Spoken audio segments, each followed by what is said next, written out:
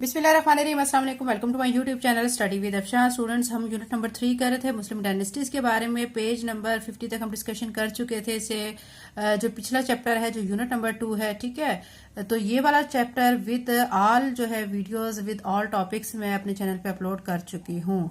आज की वीडियो में हम पेज नंबर 53 एंड 54 पर मौजूद जो टॉपिक्स हैं उस पर डिस्कशन करेंगे। 53 पेज पर आप देख सकते हैं सुल्तान सलाहुद्दीन अय्यूबी, ठीक है। इस पैराग्राफ में आपको बताया जा रहा है कि सुल्तान सलाहुद्दीन अय्यूबी 1137 ईस्वी में तकरीत यानी इराक में पैदा हुए, ठीक है। आपको बच्चों में पहले पिछली वीडियोस में भी बारहा कह चुकी हूँ कि जो इस टॉपिक से रिलेटेड वीडियोज होती हैं, जो बैक पे वीडियोस होती हैं, जो प्रीवियस वीडियोस होती हैं, उनको लाजमी वॉच किया करें क्योंकि वो एक दूसरे से कनेक्टेड हैं, एक दूसरे से लिंक्ड हैं, ठीक है। तो सुल्तान सलाहुद्दीन अय्यूबी के बारे में हम पढ़ रहे हैं। वो 1137 ईस्वी में तकरीत इराक में पैदा हुए। वो अमादुद्दीन जंगी की खिदमत में रहे, ठीक है। यानी वो जो काम करते रहे ना, किसकी खिदमत में करते रहे हैं? वो अमादुद्दीन जंगी की खिदमत में करते रहे हैं, ठीक है, जिन्होंने उन्हें अपनी फौज के कई दस्तों का कमांडर बनाया। किन की बात कर रहे हैं? अमादुद्दीन जंगी की। उन्होंने किन को? सुल्तान सलाहुद्दीन अय्यूबी को अपनी फौज के कई दस्तों का कमांडर बनाया। सुल्तान सलाहुद्दीन अय्यूबी एक हीरो थे, ठीक है। कैसे हीरो? किस तरह के हीरो? वो इस तरह बच्चों देखो, उन्होंने 20 साल तक सलीबियों का मुकाबला किया। बिलाखिर उन्होंने यूरोप की उन फौजों को पसपा किया जो फलस्तीन में बैतुल मुकद्दस को फतह करने के लिए आई थी, ठीक है।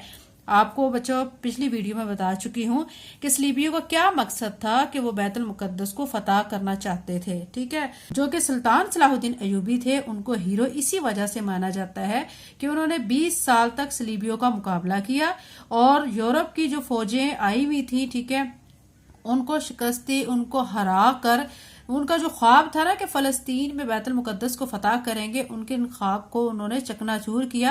यानी उन्होंने सुल्तान सलाहुद्दीन अय्यूबी ने उनको किन को? सलीबियों को बैतुल मुकद्दस पर कब्जा करने के लिए उनको नाकाम बना दिया। दुनिया ने सुल्तान सलाहुद्दीन अय्यूबी जैसा बहादुर, निडर और अजीम फातिहा बहुत कम देखा है, ठीक है। यानी बहुत ज्यादा वो एक बहादुर इंसान थे, अजीम इंसान थे, किसी से डरते नहीं थे, ठीक है। तो ऐसे लोग बहुत कम देखे जाते हैं। तो यही बात की जा रही है कि दुनिया में ऐसा शख्स जो है ना, वो बहुत ही कम देखने में आता है जैसा कि सुल्तान सलाहुद्दीन अय्यूबी ने काम किए, ठीक है। अब हम नेक्स्ट पढ़ेंगे इफेक्ट्स ऑफ क्रूसेड्स। इसके बारे में मैं आपको बता चुकी हूँ। क्रूसेड्स क्या होते हैं? सलीबी जंगे, ठीक है। इसका मतलब क्या है कि सलीबी जंगों के असरात।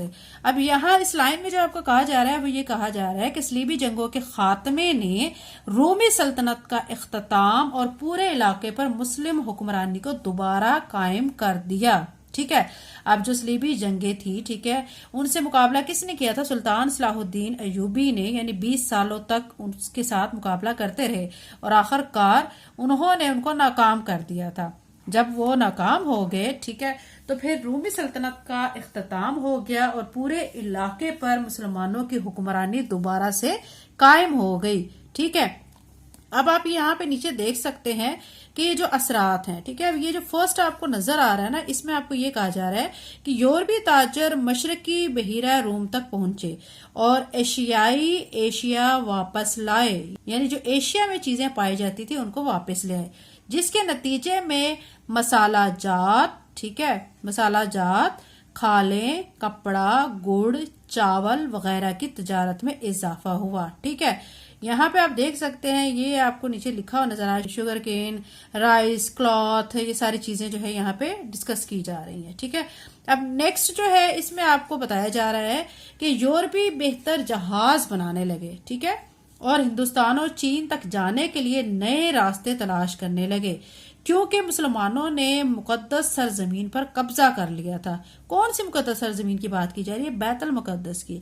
नए रास्ते तलाश करने के लिए उन्हें नक्शे पढ़ना, रास्ते मालूम करना और कुतुब नुमा इस्तेमाल करना सीखना पड़ा, ठीक है। यूरोपियों की बात की जा रही है। अब नेक्स्ट थर्ड वाले में कहा जा रहा है कि यूरोपियों ने अपनी जबान और रियाजी को बेहतर बनाया। देखें, Europeans improved their language and mathematics, ठीक है, उन्होंने अपनी जबान को और रियाजी को बेहतर बनाया। वो तिब, सफाई और इमारत साजी में मजबूत हुए, ठीक है।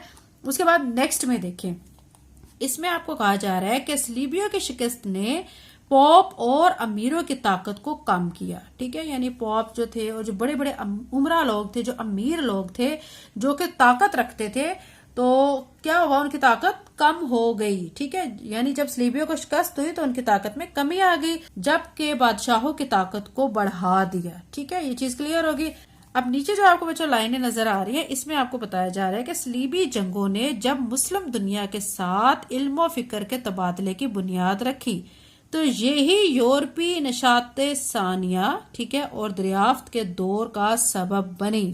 ٹھیک ہے، اب یعنی یہاں سے آغاز ہوا تھا کہ دریافت کیسے کیا جاتا ہے چیزوں کو، ایج آف ایکسپلورر. ٹھیک ہے، تو یہاں یہ اس کا کیا بنی، سبب بنی، جس نے بالآخر مغربی یورپ کو دنیا پر غلبہ حاصل کرنے میں مدد دی.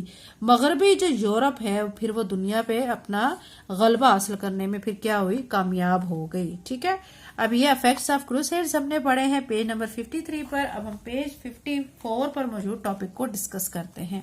پیج 54 پہ بچوں آپ کو یہاں پہ نظر آ رہا ہے ٹاپک. ٹھیک ہے، ٹاپک نیم ہے دا اوٹومن امپائر. ٹھیک ہے، اس میں آپ کو کہا جا رہا ہے، اس کا جو مطلب ہے وہ یہ بنتا ہے عثمانی سلطنت. عثمانی سلطنت.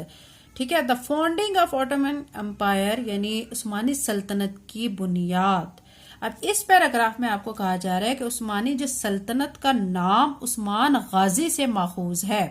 یعنی جو سلطنت کا نام پڑا ہے کہ عثمانی سلطنت، وہ کس کے نام کی وجہ سے پڑا ہے، اس کا نام عثمان غازی کی وجہ سے، جو ارطغرل کے بیٹے تھے. ٹھیک ہے، عثمان غازی کون تھے، ارطغرل کے بیٹے تھے. عثمانی سلطنت کی بنیاد 1299 میں آپ دیکھ سکتے ہیں 1299. ٹھیک ہے، اس میں سوگوت کے مقام پر برسا کے قریب ترکی میں رکھی گئی. ٹھیک ہے، اس چیز کو یاد رکھیں کہ اس سلطنت کی جو بنیاد ہے وہ کب رکھی گئی، 1299 میں سوگوت کے مقام پر برسا کے قریب ترکی میں رکھی گئی. ٹھیک ہے، دیگر اناتولی عمارتوں سے مختلف عثمانیوں نے مغرب کی طرف توسیع کر دی، یعنی مغرب کی طرف آنا شروع کر دیا. ٹھیک ہے، عثمانیوں نے، یعنی عثمانی سلطنت کے جو پھر پیروکار ہیں وہ کیا کہلائے، عثمانی کہلائے. ٹھیک ہے، یعنی انہی کی جمع کو کیا کہا جا رہا ہے، عثمانیوں کہا جا رہا ہے. تو عثمانیوں نے مغرب کی طرف توسیع کر دی اور مسلسل سکڑتی ہوئی بازنطینی سلطنت کے خلاف انہوں نے پھر کیا کیا، سکڑتی ہوئی بازنطینی سلطنت کا کیا مطلب ہے کہ وہ آہستہ آہستہ بازنطینی سلطنت ختم ہوتی جا رہی تھی. ٹھیک ہے، تو یہ جو سلطنت ختم ہوتی آلریڈی جا ہی رہی تھی، یعنی ختم ہونے کے قریب تھی، تو عثمانیوں نے جا کے اس کو مکمل کیا کر دیا، ختم کر دیا. ٹھیک ہے، اور یہاں پہ آپ کو دو تصویریں نظر آ رہی ہیں. ٹھیک ہے، یہ ایک تو آپ کو ارطغرل کی تصویر نظر آ رہی ہے، دوسرے جو عثمان غازی ہیں جو کہ ان کے بیٹے تھے. ٹھیک ہے، اب یہاں پہ آپ کو جو نیچے نوٹ نظر آ رہا ہے، ٹھیک ہے، اس میں آپ کو میں بتانا چاہوں گی کیونکہ اکثر چھوٹی چھوٹی چیزیں آپ سے ایس ایل او بیس کوسچن جو بنتے ہیں وہ یہیں کہیں سے ڈو یو نو سے، چیپٹر کے اینڈ سے، باکسز سے، یہاں سے بنا دیے جاتے ہیں. تو یہ میں آپ کو بتانا چاہوں گی کہ سب سے نمایاں عثمانی حکمران جو تھے عثمان غازی، ٹھیک ہے، وہ سلطان محمود فاتحہ، سلطان یاؤز سلیم اور سلطان قانونی سلیمان تھے. یعنی سب سے عثمانی حکمران جو کہ نمایاں حیثیت رکھتے تھے وہ کون کون تھے، یہ نام آپ کو گنے چنے میں بتا چکی ہوں. کون کون سے نام میں نے آپ کو بتائے ہیں، ایک تو میں نے عثمان غازی بتایا ہے، سلطان محمد فاتحہ بتایا ہے، ٹھیک ہے، یاؤز سلیم اور سلطان قانونی سلیمان. ٹھیک ہے، تو یہ بچوں پیج نمبر 54 پر موجود ٹاپک ہم نے آج ڈسکس کیا ہے. نیکسٹ ویڈیو میں انشاءاللہ نیکسٹ پیجز پر ڈسکشن کریں گے. چینل پہ نہیں ہے تو چینل کو سبسکرائب کریں، ویڈیو کو لائک کریں، لنک کو شیئر کریں. تھینک یو، اللہ حافظ.